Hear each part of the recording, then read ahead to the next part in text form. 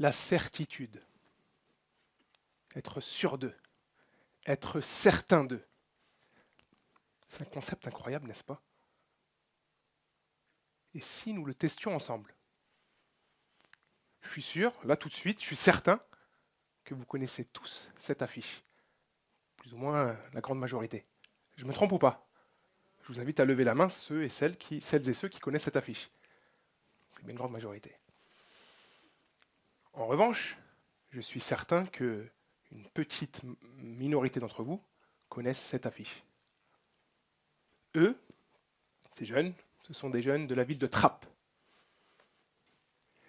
Cette affiche orne la mairie de la ville de Trappes.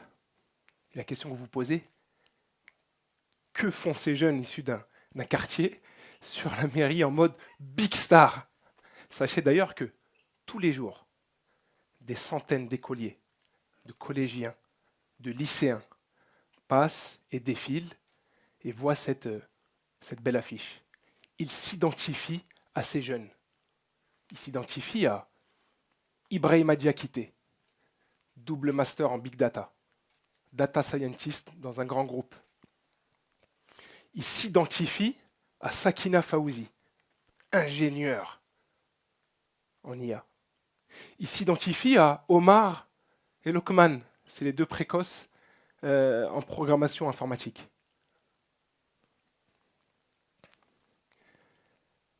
Avant de répondre à la question que font ces jeunes issus d'un quartier en mode big star sur la mairie de la ville, laissez-moi vous rappeler un petit contexte sur la situation des jeunes dans un quartier. 33% vs 15%. 33%, c'est le taux de chômage des jeunes dans un quartier qui ont entre 18 et 35 ans. Contre 15% dans des quartiers dits normaux. C'est quand même 2,2 fois plus. C'est énorme. C'est surtout pas normal. La question c'est que faire?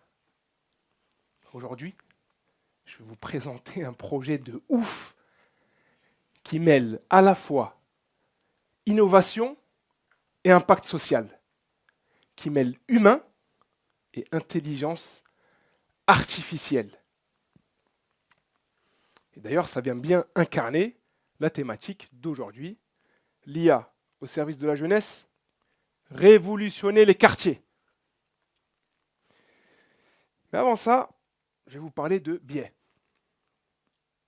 Biais, pas billets. On peut parler d'oseille. Hein. Ah, quoique on pourrait. Les biais.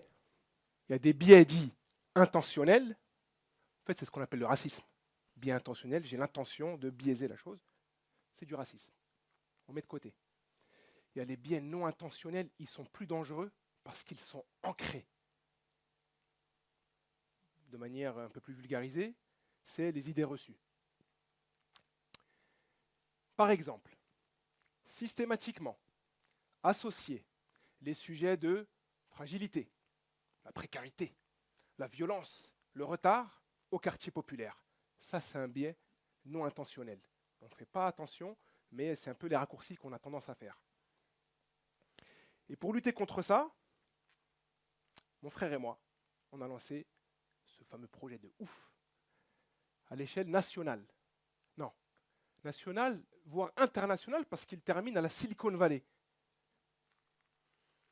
Donc ce projet, c'est un projet qu'on a lancé l'année dernière sur 7 territoires, de Lens à Marseille, en passant par Rouen, Nantes, Grigny, Trappes et Meaux. Dans chaque territoire, on est parti chercher des grands groupes, des grandes entreprises du CAC 40, pour aller sponsoriser des jeunes. Toujours le même mode opérationnel, le même protocole. Dans ces villes-là, on va dans les quartiers populaires. Et on va sourcer, on va chasser, on va dénicher les 12 meilleurs dans le domaine de la data et de l'IA. On vient prendre un peu le contre-pied. Ces jeunes-là, on les incube, on les mentore, on met des experts de l'IA autour d'eux pour créer des solutions innovantes qui vont résoudre des problématiques locales, améliorer la vie de leurs concitoyens. Concrètement, ces jeunes-là, ils créent des solutions autour des tri des déchets. une IA qui détecte les déchets, les géolocalise sur une application mobile. Ils vont créer des solutions autour du cyberharcèlement, un chatbot intelligent qui détecte le cyberharcèlement dans les collèges et les lycées de la ville. Pour valoriser ces projets et ces jeunes, on crée des restitutions locales. Il y avait 250 personnes à Trappes, on a rempli une salle comme celle-ci, un mardi soir pour assister à des projets autour de la data et de l'IA. Et ce qu'on fait en fait, c'est qu'on met un jury d'experts et le jury va choisir le meilleur projet local. Au départ, il y a 3 projets, 7 territoires, ça fait combien? 3 fois 7? Ça va, ils suivent. Donc 21 projets. Sur ces 21, il n'en reste que 7, un par territoire. Et ces 7 projets-là, ils vont tous converger vers... Non, pas encore. Vers Vivatech, c'est le plus gros salon de la tech en Europe. La semaine dernière, pour la saison 2, on était plus de 550 pour voir ces innovations venant de ces territoires incarnés par ces jeunes de quartier. Et du coup, ils se sont challengés sur ces solutions innovantes autour du tri des déchets, amélioration de la voirie, gaspillage alimentaire dans les cantines, cyberharcèlement. Et de ces 7 pitchs, il n'en reste plus que 3. Ils vont où ces 3-là? Oula, ils vont à la Silicon Valley. Là, c'est une bête de photo qu'on a prise dans le campus de Stanford. Avant ça, on a visité le siège mondial de Microsoft. On a été reçu à Salesforce, au 61e étage à San Francisco. Et ils ont rencontré des investisseurs. Et en fait, ce qui est intéressant chez les Américains, c'était leur pragmatisme. Wow, it's amazing. Ils ont épaté en fait les plus grandes boîtes de la tech.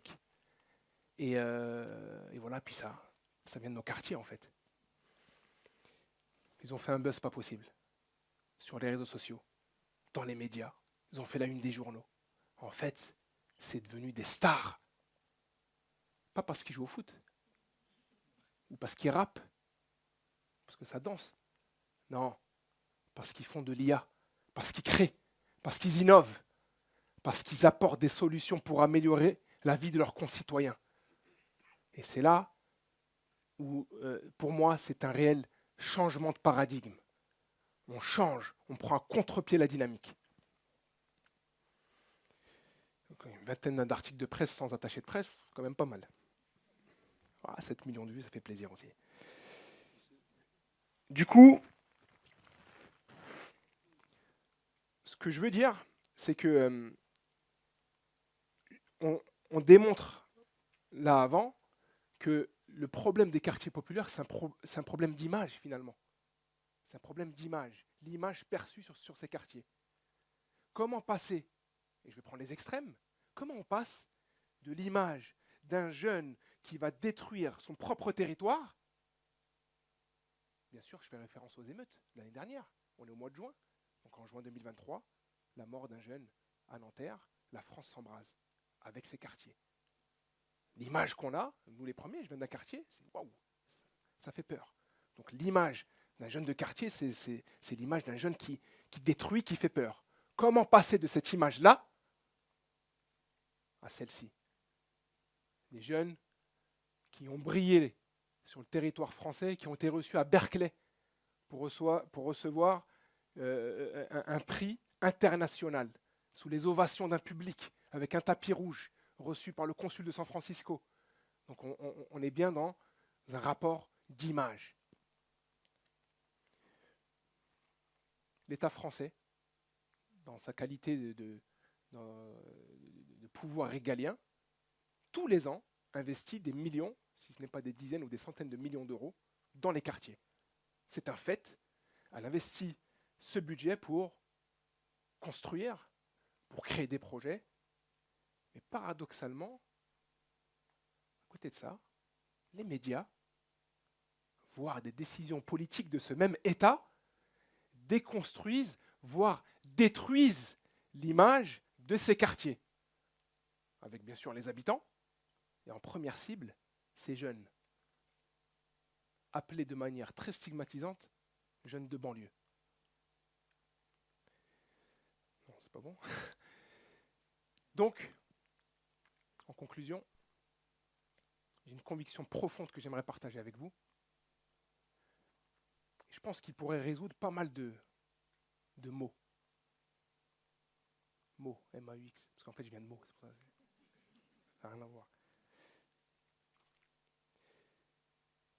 Et j'aimerais en fait lancer une dynamique de travail sur l'amélioration de l'image dans ces quartiers.